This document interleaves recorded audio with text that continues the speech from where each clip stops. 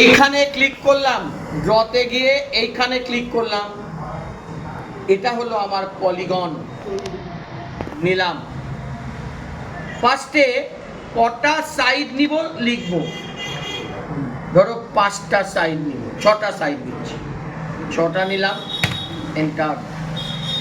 এইবার আমাকে দিতে হবে একটা সেন্টার পয়েন্ট, যে কোনো একটা সেন্টার পয়েন্ট আমি নিব, সেন্টার পয়েন্ট নিলাম। এইবার ইনস্ক্রাইবের জন্য আমাকে নিতে হবে আই, সার্কামস্ক্রাইবের জন্য আমাকে নিতে হবে সি, নিলাম আই, এন্টার। এবার রেডিয়াসটা মেনশন করব, ধরো রেডিয়াস দিলাম আমি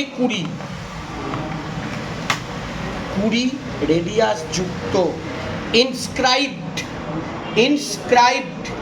20 রেডিয়াস যুক্ত ইনস্ক্রাইবড পলিগন ড্র হলো।